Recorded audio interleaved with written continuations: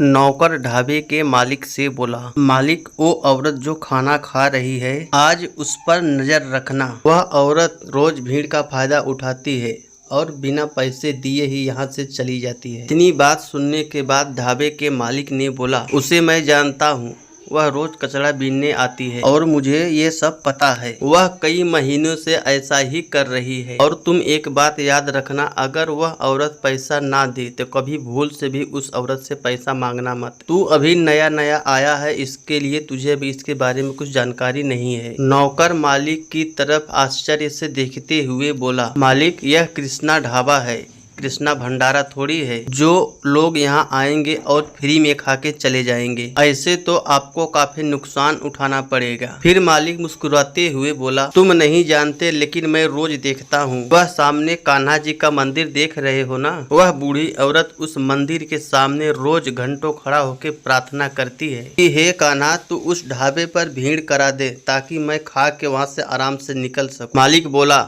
हो सकता है उसी औरत की प्रार्थना से मेरी दुकान चल रही हो। इस धरती पर जो आया है वह सब लोग अपने भाग्य से खाते हैं, कोई किसी को नहीं खिलाता। और हाँ, मेरी बात तुम ध्यान से सुन लो, अपने काम से काम ही रखो तुम, और कभी भी भूल से भी उस औरत से पैसा मांगने की कोशिश मत करना। तो दोस्तों, यह कहानी आपको कैसी लगी? क्या उस ढाबे के मालिक ने सही बोला या गलत? आप अपनी राय कमेंट बॉक्स में जरूर दें। चलो ठीक है, एक और कहानी आपको 4 लाइन की मैं सुनाता हूँ। कई बार हम धन जोड़ने में इतने बिजी हो जाते हैं कि हम लोग जीना ही भूल जाते हैं, क्योंकि धन सिर्फ यही कहता है मुझे और कमाओ और इकट्ठा करो, और हम 99 के चक्कर में पड़ जाते हैं। फिर 99,000, 99 लाख, 99 करोड़। फिर पैसे की भूख कभी शांत ही नहीं होती। कमाते कमाते हमारे पेट निकल आते हैं और फिर कई बीमारियां लग जाती हैं। फिर क्या, जिंदगी दवाओं के भरोसे चलने लगती है। तब जाके एक बात समझ में आती है कि काश यह शरीर पहले जैसा हो जाए कि थोड़ा से जी भर के खा लें और जी भर के पहन लें, थोड़ा सा कहीं घूम आए, मगर पहले जैसा कुछ भी नहीं होता। इसलिए दोस्तों, कमाने के चक्कर में जीना मत भूलिए, कमाने के साथ साथ शौक भी पूरा करिए, क्योंकि जिंदगी पूरी हो रही है और हम अमर होके नहीं आए हैं। जिंदगी फुर्सत नहीं देगी, व्यस्त समय में से ही जीने के लिए समय निकालना होगा। याद रखिए, हम यहाँ जीने के लिए आए हैं, गधे की तरह पहनने और खटने के लिए नहीं आए हैं। जय श्री कृष्णा।